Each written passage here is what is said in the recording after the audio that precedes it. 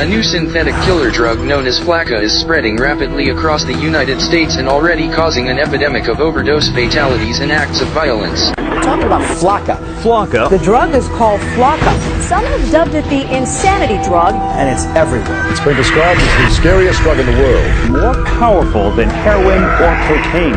This is a synthetic drug that can alter your state of mind, raising excited delirium, body temperature, and literally losing their mind. They're all experiencing like superhuman kind of strengths. Or it takes 6 policemen to hold them down. That's a problem. Psychotic breakdowns, hallucinations, aggressive, violent behavior, Cannibalism and self-mutilation. indiscriminate violence when flakka takes over. We are living in the context of the end of the age. We are a nation under judgment.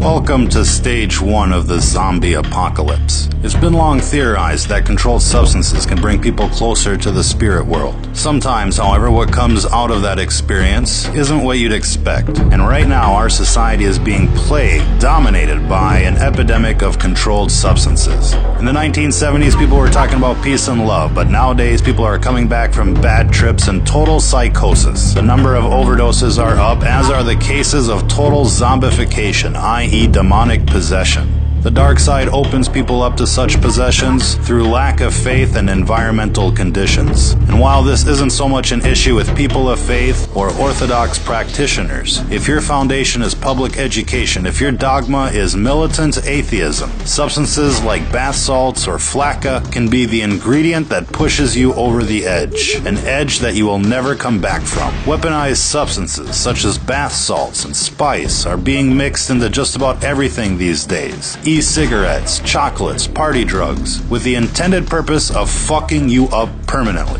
These are not the days to be experimenting with new things. These are not the days to be a party kid. Nefarious agendas are at play, and just about everything out there these days is being spiked with chemicals to do you in. This recent craze of legal highs, for example, has become epidemic in proportion. Coupled with the outbreak of pharmaceutical abuse, heroin abuse, meth abuse, this all has the potential to doom an entire generation like never before. Our message is clear. Don't be a guinea pig. Whatever is out there circulating on the streets these days is experimental in nature. Cities are receiving experimental batches so that the effects can be recorded and analyzed. Now, we'd like to think that most of you out there have the common sense to avoid these types of substances. But if not, let this be a fair warning to you. If what you're into is not 100% natural, if your surroundings and mental state is not 100% positive, whatever you're thinking about is not worth the experimentation. Even alcohol has the potential of channeling in evil spirits. If you go to a liquor store in British English societies, hard liquor is called spirits, and it's called spirits for a very good reason. Again, these are gateway substances, and when they're added to the atheist psyche, anything is possible. If you've ever seen somebody turn bright red while drinking, you're basically watching demonic forces take over. Most times, the affected individuals are unaware, and while most of us dismiss their drunken behavior as simply being drunken behavior, there is something else going on. The dark side is constantly trying to induce what's called mutation by design. It's the main reason why everything you buy is laced with chemical or unnatural substances. They call the food GMOs, with the intended purpose of changing the composition of people from a natural state to an unnatural state, from a natural vibration to an unnatural vibration. And while this gets into the metaphysics of the world at large, what you're seeing here isn't natural,